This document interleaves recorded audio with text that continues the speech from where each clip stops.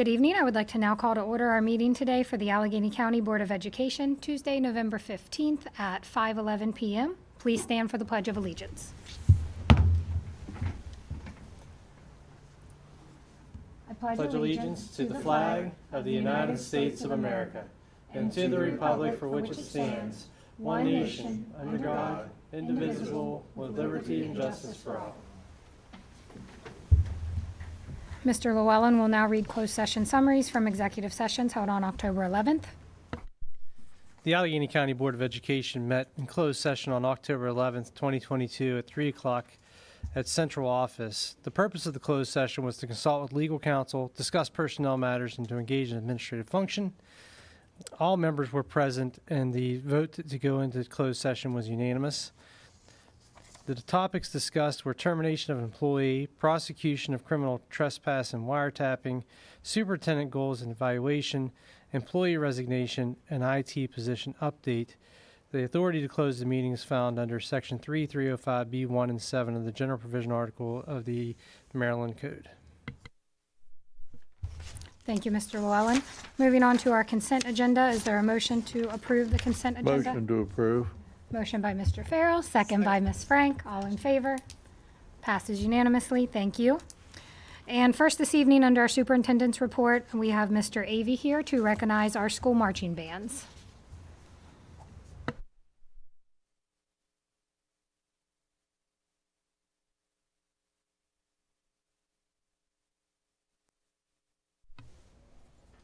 Thanks very much.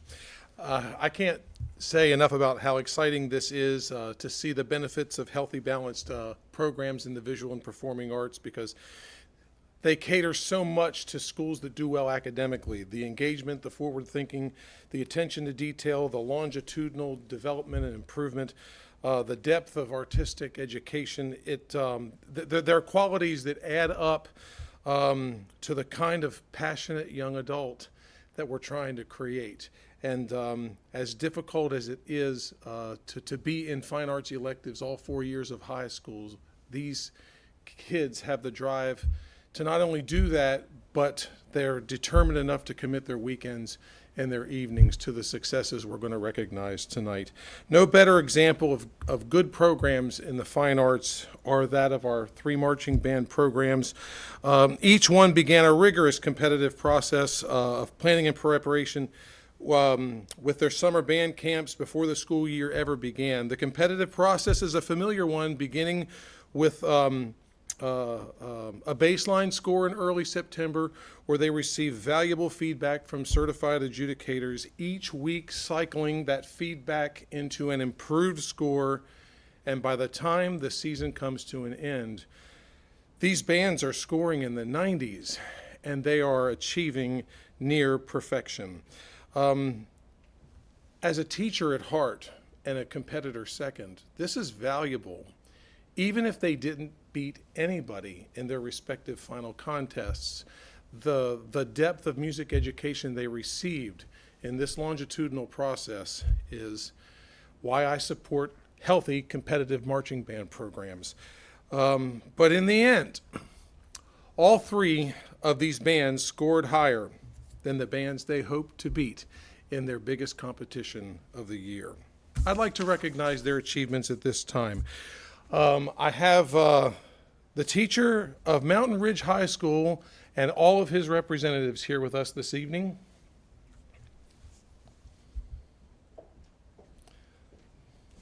Face that camera.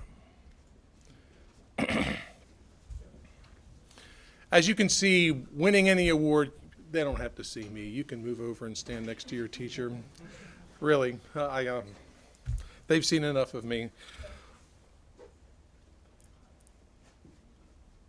I'd like to recognize the attendees here, the adults and the students working together to create the village that handed Mountain Ridge High School the Maryland Marching Band Association Large Open Division State Championship.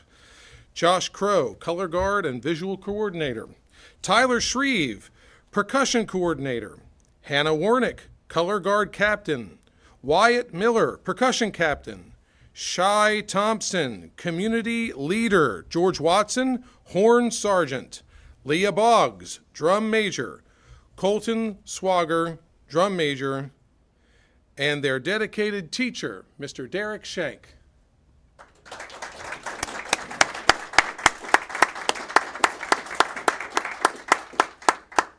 Congratulations, Mountain Ridge. Just a quick question. First of all, congratulations. The commitment and everything that from Mr. Shank to the students to the community. I know there are lots of people involved, but congratulations. And I just wanted to ask, tell me about the moment. Wow. The moment. So we were at Towson University. The season started at Mountain Ridge. We hosted our very first competition there in Frostburg in September, as Jeff mentioned earlier. Great, sure, thank you. I'll describe it from my perspective. We made it from Mountain Ridge in the middle of September all the way to Towson State Championships the first weekend in November. We were on as the last high school band out of 40 bands that day, right before the powerful and incredible and entertaining Towson University Band, which also involves one of our former Mountain Ridge students, Vinnie Green, who's a music ed major there now. So we got to watch him perform, he got to see us perform, and then he, along with all of our parents and ourselves, got to receive that amazing award and announcement of the results. And what I thought, personally, was the best moment, not just for us to celebrate and acknowledge that, and feel like, we obviously worked all season, and we felt that we deserved that. We put our absolute best performance that night. The kids had not worked harder. That was the moment. Everything came together in that moment. But the fact that the other bands that were there that night stood up and applauded a newcomer to the circuit that did well that night, and everything was so close, it meant so much to us, like me personally, the adults, and all the students in the band. I can't really thank MMBA, the board there, and the other band directors for their support in the last 2 years. Obviously, it had results. So you watched everybody, and then you went out last? Is that what you're telling me?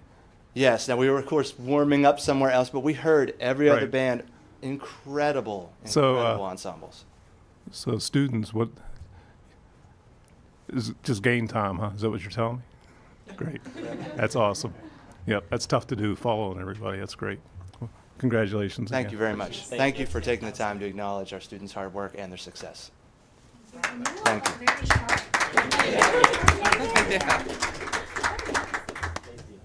Thank you very much. Thank you, Mr. Ivey. You're welcome, and congratulations.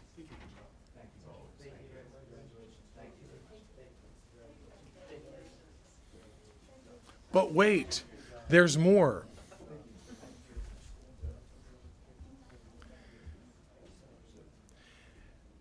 Entering the boardroom at this time are representatives from Fort Hill High School, who recently won Tournament of Bands Class 3A Championship.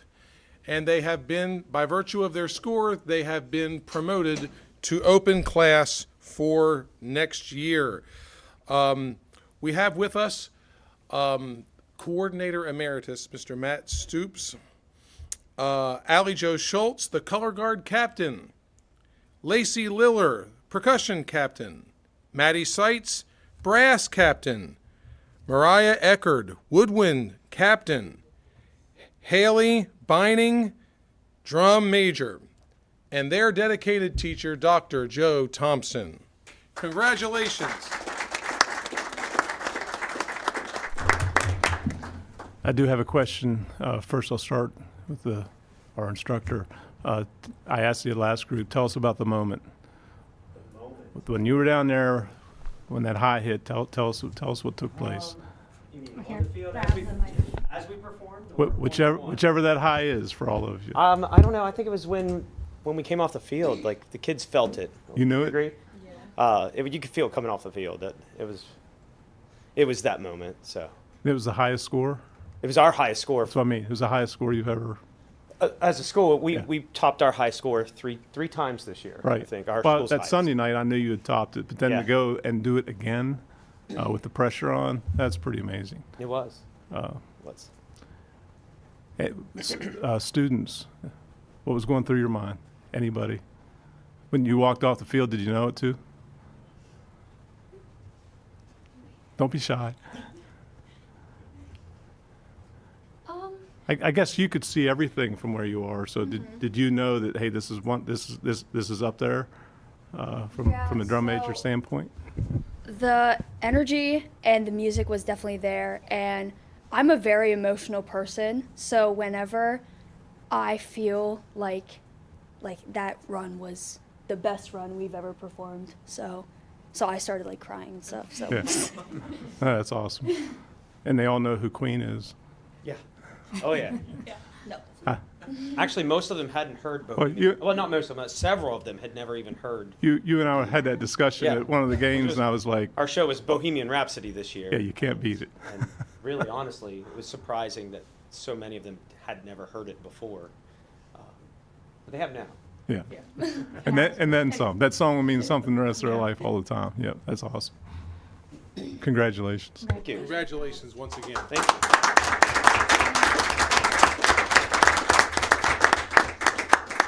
All right. Thank you, guys. Yeah, you just stay right here. Yeah, thanks. Matt's a common denominator in some of these programs, so. That's right. In one day. Congratulations to you.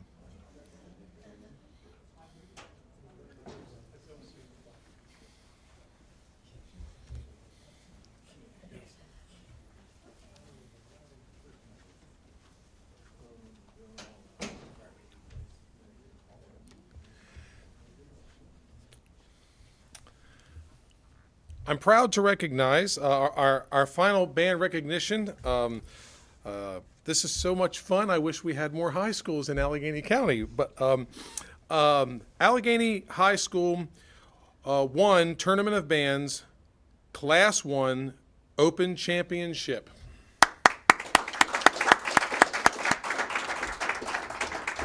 Representing this accomplishment in front of the board this evening are Jonathan Nelson, senior and percussionist. Chelsea Jones, senior, color guard. Aiden Leith, senior, percussion. Jeremiah Butzer, senior, percussion. Audrey Littman, senior, flute. Eli Littman, senior, trumpet. Once again, representing another school in Allegany County, Matt Stoops is here, visual and color guard director, and assisting the director, Mr. Chris Kellermeyer, who is also the band director at Braddock Middle School, which feeds Allegany. And brand new to the scene is the new teacher at Allegany High School, Mr. Ken Fromm. Congratulations to all of you.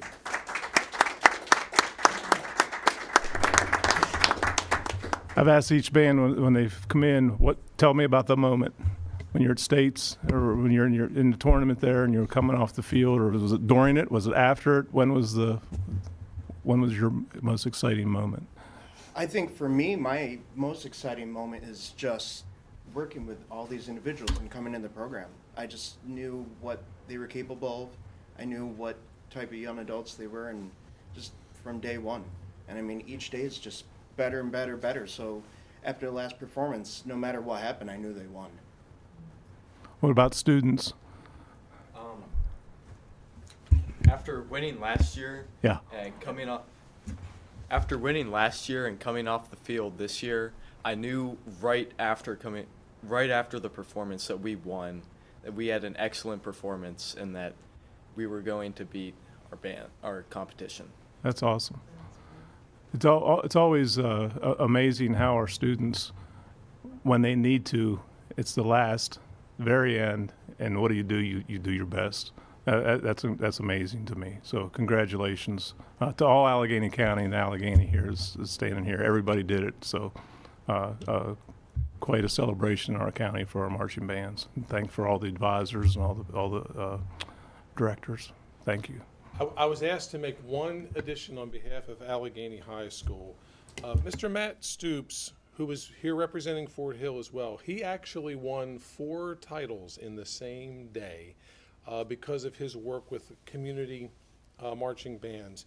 And he pointed out something, and I apologize for forgetting, Ken, but Allegany won Best Color Guard at that event, and it was their 7th Color Guard championship in the last 9 years. And I forgot to mention that. It's outstanding work on a consistent basis through 2 different directors, but they get the same team concept. Congratulations. Okay,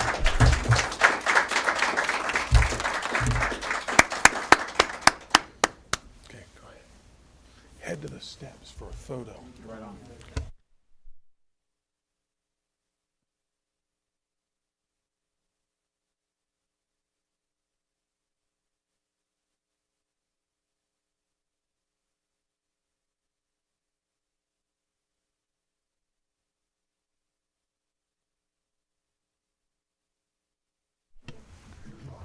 Okay, at this time, Mr. Farrell has a proclamation recognizing American Education Week. The Allegany County Board of Education proclamation, whereas public schools are the backbone of our democracy, providing young people with the tools they need to maintain our nation's precious values of freedom, civility, equality, and whereas by equipping young Americans with both practical skills and broader intellectual abilities, schools give them the hope for and access to a productive future. And whereas educational employees, be they teachers, guidance counselors, librarians, administrators, and all staff, bus drivers, custodians, food service workers, work tirelessly to serve our children and communities with care and professionalism, and work together to provide a safe and healthy learning environment for the students. And whereas schools are the community linchpins, bringing together adults and children, educators and volunteers, business leaders and elected officials in a common enterprise. Therefore, we, the Board of Education of Allegany County, do hereby proclaim November 13th through 19th, 2022 as the annual observance of American Education Week, Together for the Safe, Just, and Equitable Schools, and November 16th, 2022 as Educational Support Professionals Day. And it's signed by Crystal Bender, President of the Board of Education, and Jeffrey S. Blank, Superintendent of Schools.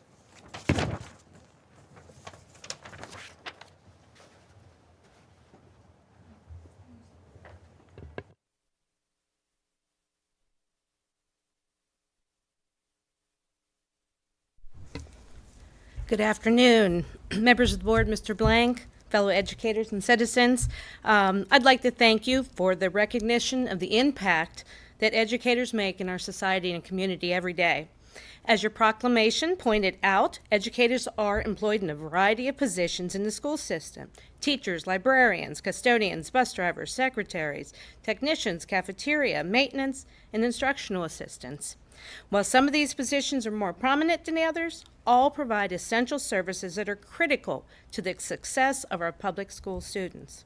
While ACPS hosts the ACPS Teacher of the Year, ACEA wanted to complement this and recognize the contributions of our educational support professionals in a similar manner, and thus established the ACEA ESP of the Year program in 2015.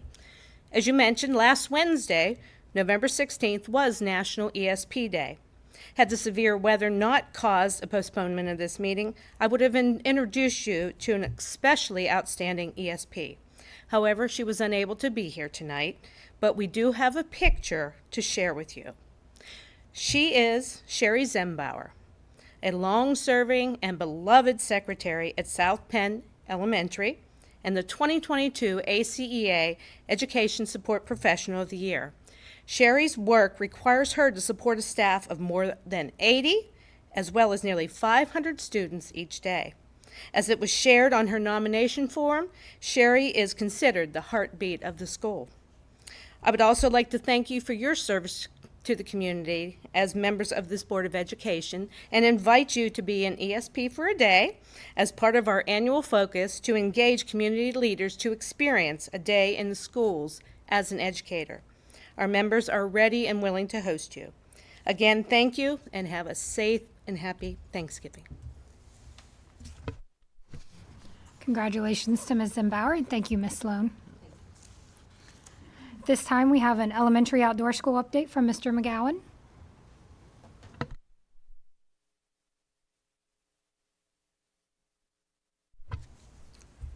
Board President, Mrs. Bender, board members, Superintendent, Mr. Blank.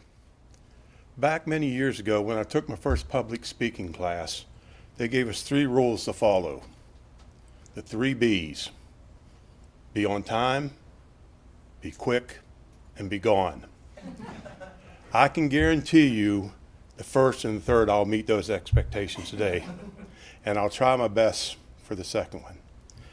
And so I'd like to begin with thanking you for the willingness to conclude the budget for the outdoor school.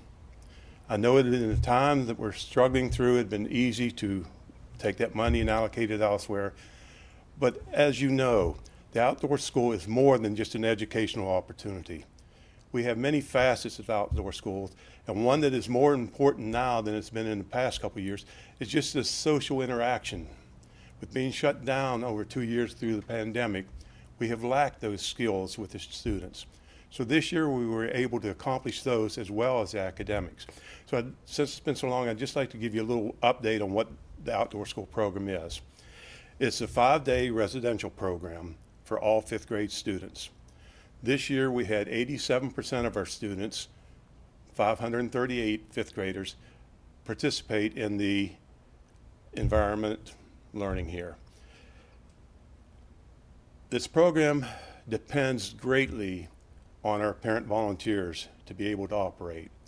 This year we had 117 people volunteer, grandparents, parents, uncles, aunts, to make sure that their children could experience this. We even had one uncle drive on a motorcycle all the way from Myrtle Beach up to here for the week to help his niece out.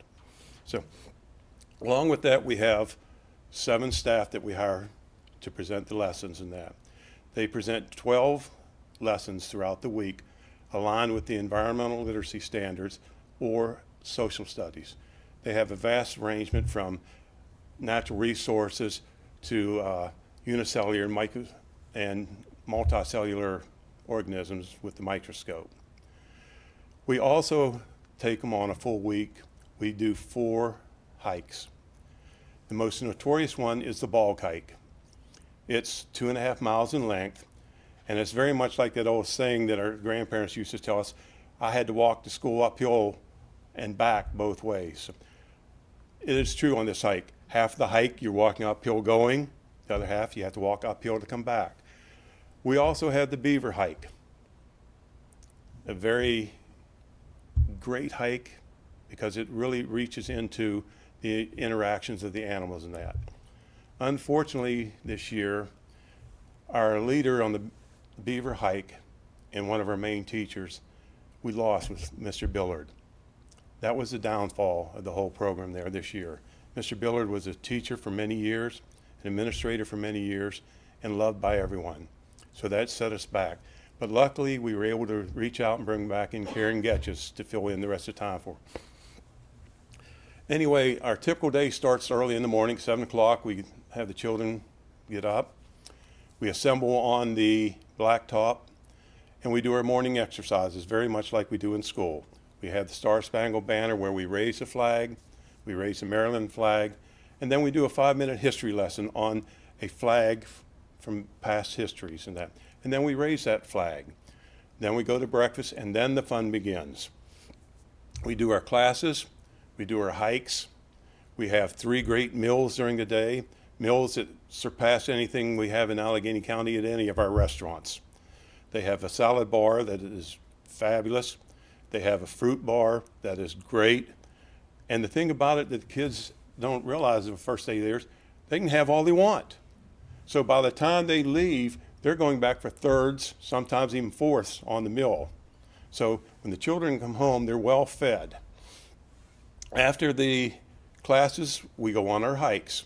When we come back from the hikes, we do our afternoon activities, which include a physical education activity, an art activity, and then we also put in 2 activities that we hope carry on through their adult lives with them.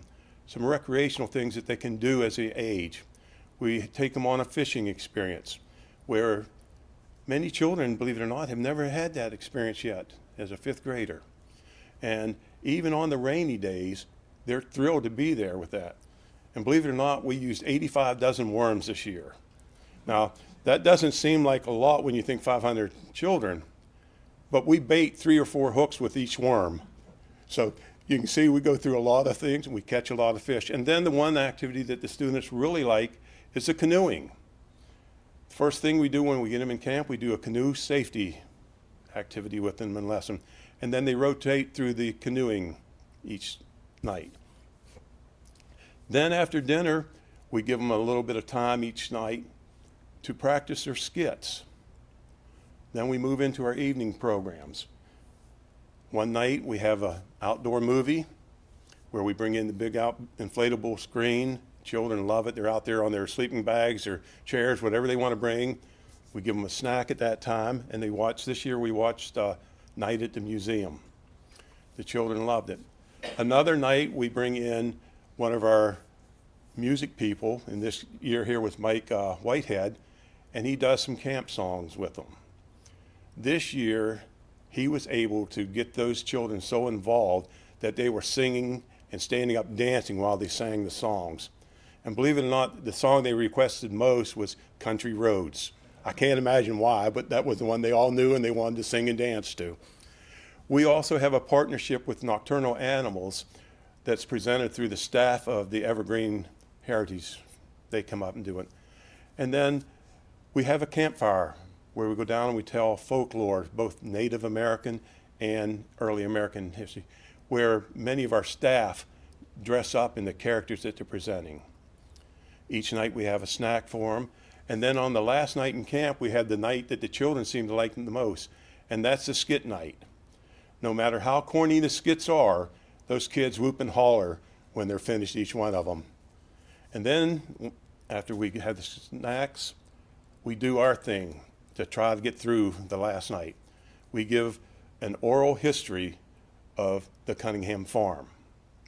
At least we present it as an oral history. It's totally fabricated. There's not one bit of truth to it, but we put it in there in attempts not to scare the children, but at least to keep them in their cabins so they don't prank the other cabins on Friday night or Thursday night. So in the middle of this story, we're telling about how Mr. Cunningham had a terrible accident up there and he lost his people. And here he walks by the windows of the lodge dressed up in character with a mask carrying a lantern. So that works pretty well. It keeps them in the cabins. We don't have a lot to clean up then on Friday morning from their pranks, but then they get to realize on their way out of camp that it's all a made-up story, because after they get on the other side of the lake, here's Mr. Cunningham with his light waving goodbye to them. So it's a wonderful experience, and again, I'd like to thank you for keeping that in the budget. At this time, I try to answer any questions if you have them. All righty. Thank you very very much. much.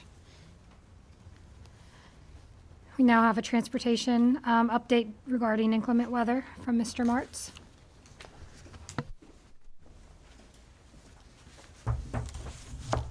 45 minutes, right, Mr. Blank? I don't know how else would I explain barometric pressure differentials unless I take 45 minutes. No, after October, weather is always a concern on everybody's mind in Western Maryland, especially us in transportation. We take the weather very seriously. It's a part of all of our daily considerations. When adverse weather is predicted, we're using the national and local weather services. I tend to lean towards the NOAA sites. We liaise with our county partners State Highway Administration and also the County Roads Division, and we talk about road crews being out, how they're going to treat, what they're expecting. We take a look at that. Also work with my counterparts in Garrett and Washington counties, seeing if they see something that maybe I've missed. But most importantly, we're actually out looking at that. At 3 o'clock in the morning, we have 3 crews that are out. We're covering all aspects of the county, north, south, east, and west. We of course can't be on every road, but we're taking a look at the major thoroughfares where we have the majority of our bus routes going through, and we're taking all of that into consideration. Not just snowfall and accumulations, but also temperatures, wind chills, those kinds of things. Like I said, we take a look at weather, some of the weather sites that we use, and the radar pictures have a tendency, with NOAA, have a tendency to be the most accurate. We also in talking to the Aviation Command with Maryland State Police, they seem to have a pretty good handle on weather. Their weather calls are usually pretty good, so that gives me an extra partner to kind of work with. So the way that we look at weather and the way that we call weather hasn't really changed in the past, but some of the tools I think have improved a little bit for us to make good decisions. We're going to make the best decisions on the information that we have at the time. I'll make the weather call to Mr. Blank by 5 o'clock in the morning. By 5:15, between 5:15 and 5:30, that information will be pushed to Ms. Cross, the PIO, and she will be using our social media sites, of course our ACPS website, and also all the little tricks and tools that she uses to push her information out. And the social media. Social media is the big thing. That's the one that everybody follows the most, because we all know that the most accurate information is on Facebook, right? Decisions to close the night before is something that doesn't happen often, but those calls would be made by 7:30 hours in the evening. The 2-hour delays that we call for reevaluation of the road conditions, if we decide we're going to close, the 2-hour delays will be a call will be made on a final closing by 8 in the morning, and a 3-hour delay by 9 o'clock in the morning. I'm sorry, the 2-hour delays by 7 o'clock and the 3-hour delays by 8 o'clock.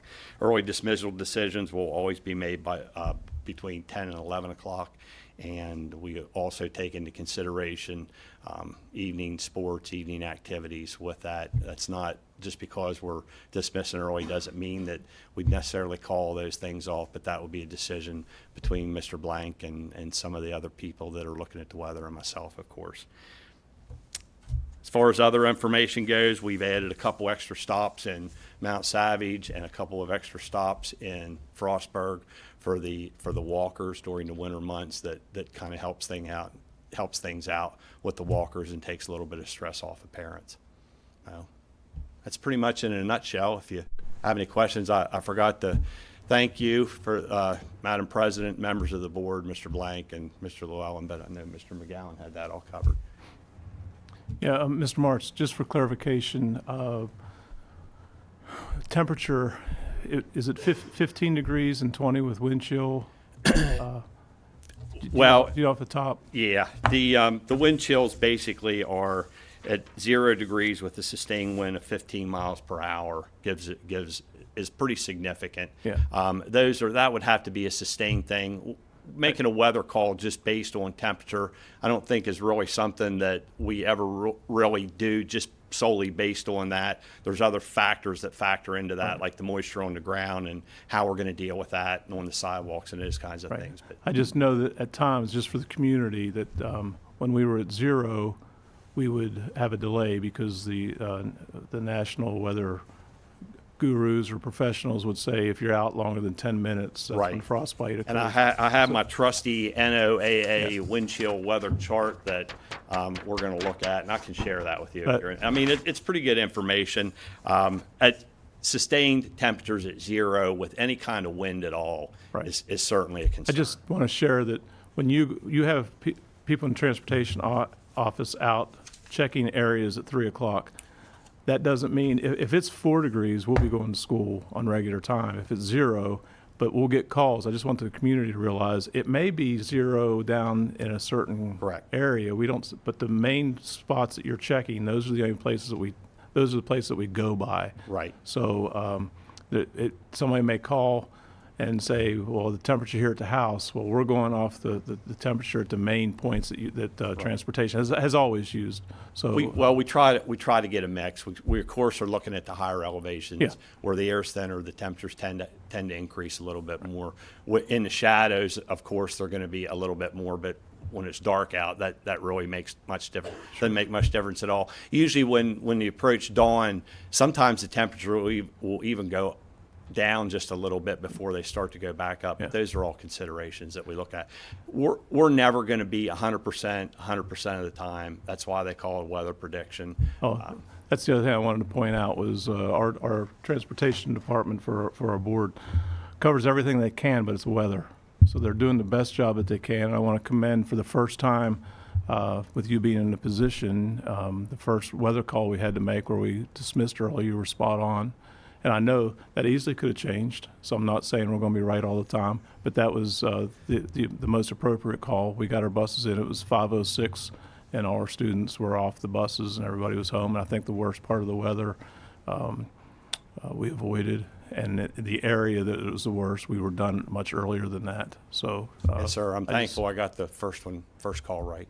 Well, No pressure for the next one. well, Yeah, that's right. There's always room for error. Yeah. And with that, not taking it jokingly, but we're always going to err on the side of safety based on the information that we have at the time. We're always going to do that, and folks will be upset either way. And there will be moments, we do drive in the snow. Yeah, We've always we driven do. in the snow, but there will be moments when something comes in that we didn't even see. We have changed on the buses. It will happen. The drivers are very experienced. They've been driving for a long time in the snow, so we drove uphill both ways in the snow when we were kids, didn't we?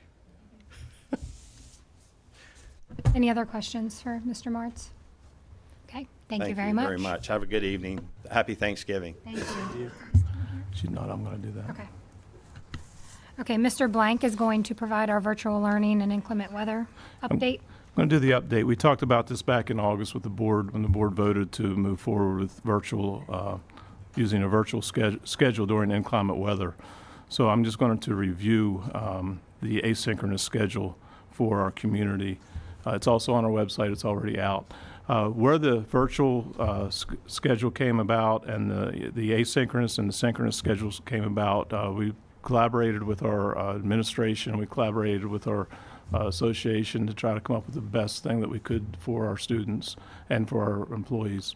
So the asynchronous schedule, students will get online at 9:30 when we have our first asynchronous day, and they can get online at 9:30 to see the activities at which the teachers will place on Schoology for them to do during that day. From 10 to 12, we'll have office hours. So if a student has questions as they look at their assignment, they can get on and contact their teacher through Schoology between 10 and 12. There's a lunch hour from 12 to 1, and then there's another hour for an office hour for our teachers to be available for students. The students, there's no certain time that the students have to do the assignment. It's up to the students. So if there's something going on with weather, if there's something going on that they don't get to it till later, we just want to make sure that everybody knows that our teachers will be available during those times if they have any questions. So I would encourage everybody to look at their assignments, if they don't already know it, to take a look at that to see if it's something that they may have some questions with. And we're also not doing new activities, new concepts during that time. Most of this will be review during the asynchronous learning. As we stated before, the state approved 8 virtual days. 3 of those can be asynchronous. That's what we're going to use first. The first 3 days that we have inclement weather, we'll be doing asynchronously. And then the next 5 days will be synchronous learning. That is what was permitted by the state, and that's why we're doing it this way. That's what we're following. So the synchronous schedule is online for everybody to see on our website. The synchronous schedule will be 4 hours in length during the morning. They will be online with their teacher during that schedule. The the students will log on to their classes through Schoology during the scheduled time frame indicated in the abbreviated schedules. Students without connectivity will have up to 2 days to submit the work at a later date. So if I'm a parent and I'm at home and my child, for some reason, the connectivity, whether it's the weather, whether it's ice, whether it's where I'm located, I have the opportunity when we return to school, you'll have 2 days after you get the assignment to turn that into the teacher, and then you'll be marked as present, which was approved through MSDE also. There won't be office hours during that time, during the synchronous schedule. And with the asynchronous and synchronous schedules, there will not be breakfast or lunch, obviously, because if the weather's that bad, we're not having people come out. We certainly wouldn't want our students coming out to buildings or parents to come out. And we're asking our teachers and our students to please be prepared for inclement weather days, to pay attention to the local weather forecast. Obviously, there's plenty of times when we're not concerned about the weather, and at other times that we are. So please keep in tune with the forecast as we move forward. Our staff will also remind students what they need to take home to be prepared also. So I just wanted to touch base, since we were talking about how transportation makes the call, and then what do we do after that.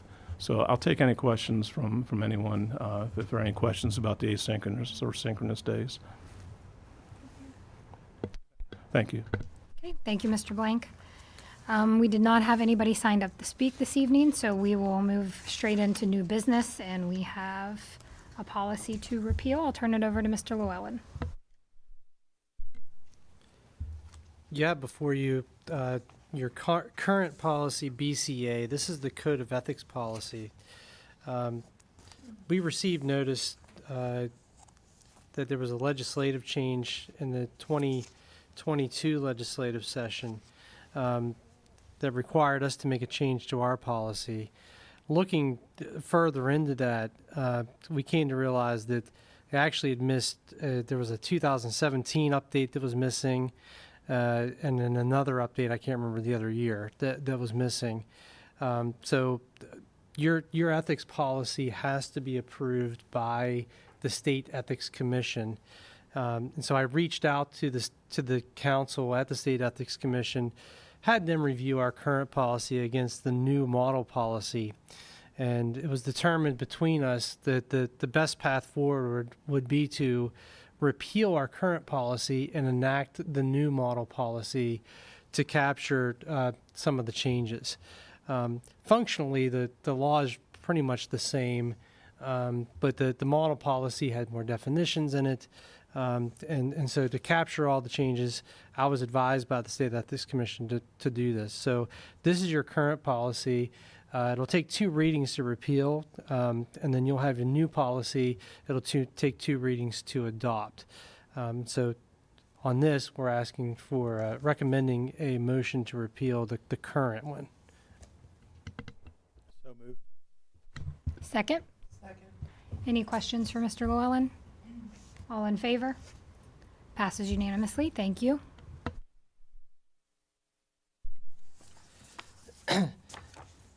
The BCA policy that I think all of them say draft, it has a watermark of draft on it. So this is the new model policy adopted in whole with the minor changes that match up to Allegheny County. And so we're recommending adoption of the model policy. This has been kind of preemptively approved by the State Ethics Commission. They met, so they actually have a commission meeting. They meet. This gets presented to them, and so they did approve it. And so if we adopt it as whole, it's ready to go. If there's changes, then we just got to submit those changes back to the State Ethics Commission and get their blessing for any changes.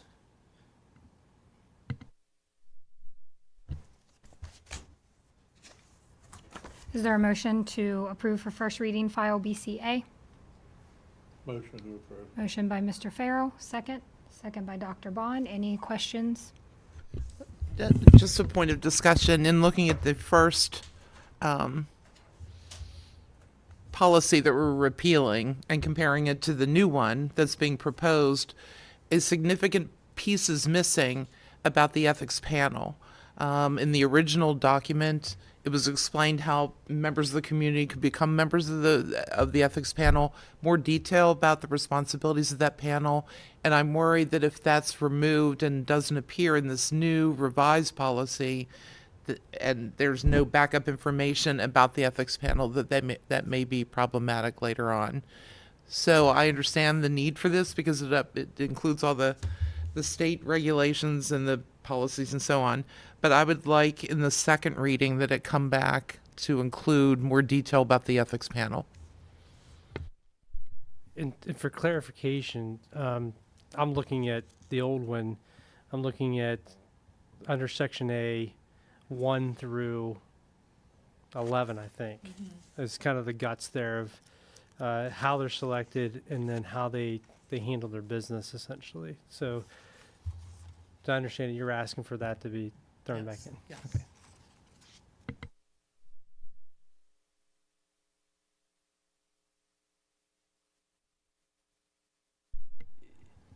If the board would give me direction as a whole to make those changes, then I can include that in the next one, and then it would get approved.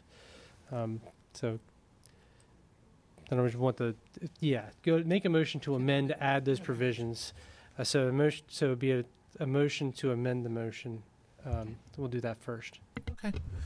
Then I'd like to make a motion to amend the motion to include more detail about the ethics panel makeup and the responsibilities of the ethics panel.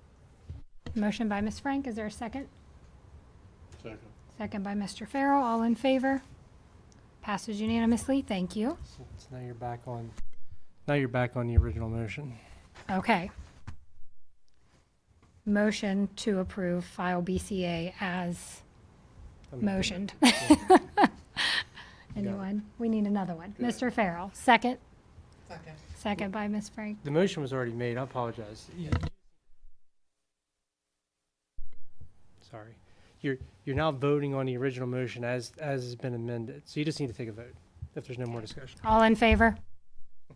Unanimous. Thank Sorry you. Okay, is there a motion to vote to meet in executive session December 13th, 2022? Motion to meet in executive session December 13th, 2022. Mr. Farrell, second. Dr. Bond, all in favor? Thank you. Our student board member, Ms. Kleiss, could not be here this evening, so we will move on to any board member updates or committee updates. Okay. Can I have a motion to adjourn? So moved. Mr. Farrell, second. Dr. Bond, all in favor? Thank you, everyone. Have a good evening.